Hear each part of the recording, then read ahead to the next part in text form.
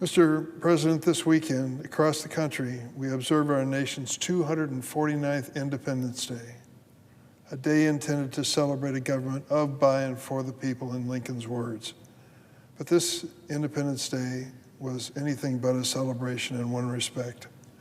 That's because this 4th of July, the President and congressional Republicans decided to sign what has been called the Big, Beautiful Bill.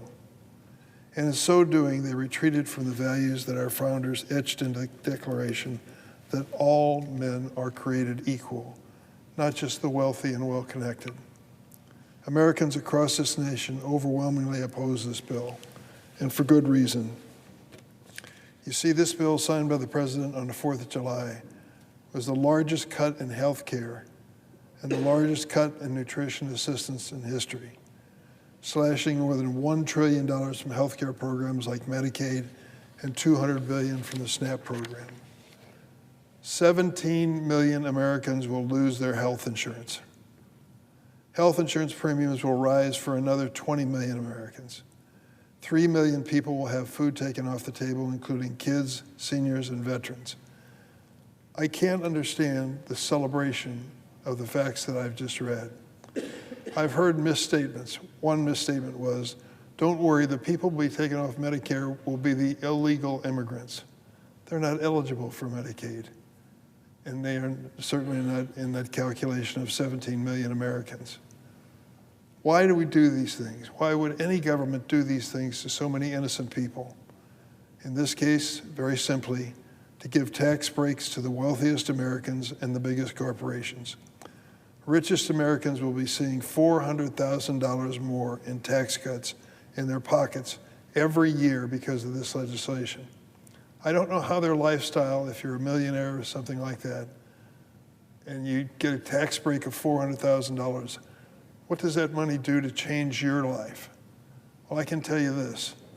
One thing that'll change your life forever is to face a dramatic medical challenge in your family and not have health insurance to cover you. I've been there, and I've lived through that. It's something you never wish on anyone, and yet 17 million Americans, unfortunately, will lose their health insurance under this bill, the big, beautiful bill signed by President Trump. Despite a last-ditch effort, there was a failing attempt at buying votes and pretending to care about rural areas like my area of downstate Illinois. More than 300 rural hospitals and 500 nursing homes may be forced to close by these cutbacks in Medicaid. That's because this big, beautiful bill cripples the Medicaid program that keeps our rural hospitals and their communities afloat. That includes HSHS, St. Francis Hospital in Litchfield, Illinois, where Medicaid pays for 53% of the hospitalizations. St. Mary's Hospital in Centralia, Illinois, where Medicaid pays for 42% of the hospitalizations. And OSF St. Clair Hospital in Princeton, Illinois, where Medicaid covers 45% of hospitalizations. The administrators in these hospitals have warned us this could be the breaking point. Many of these hospitals barely survive, barely keep their doors open. Now all these hospitals, already operating in the margins, may face impossible decisions to scale back services. For what? To pay for tax breaks to the wealthiest people in this country. Aside from the hospital, this bill will also have a major consequence on American energy. I commend to my colleagues and those who are following this debate today's New York Times and an article by Thomas Friedman. He talks about the impact on energy from the decisions made by the signing of this bill. This bill kills solar, wind, and EV tax credits enjoyed by companies and consumers alike, all but ceding the future of electricity to China and risking billions of dollars of investments in renewable energy, ironically, mostly in Republican states. And while working families grapple with the consequences of this cut, they're going to see the family home expenses increase by $1,000 a year. Utility bills are going up because of this bill signed by the President, the big, beautiful bill. The Chicago Tribune recently shared a story of Isaiah Rogers, a 61-year-old man who lives in the West Pullman neighborhood in Chicago. Several years ago, Isaiah was diagnosed with type 2 diabetes.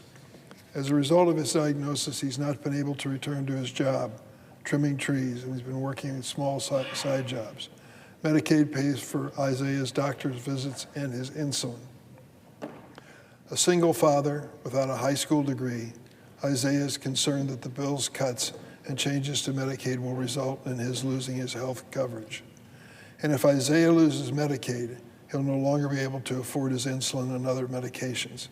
He may face a diabetic complication or coma, or even suffer a stroke. What will that mean to his 12-year-old son? It's unconscionable to think that the other party would pull the plug on life-saving health coverage and deny food to our most needy children. But that's exactly what they voted for and celebrated on July 4th. As Republicans moved this mega bill through Congress, Democrats did our best in the minority to push back. Over the course of 27 hours, Senate Democrats forced votes on many amendments to put Republicans on notice and show their constituents what their real positions are on issues. It was the longest votorama in the history of the Senate.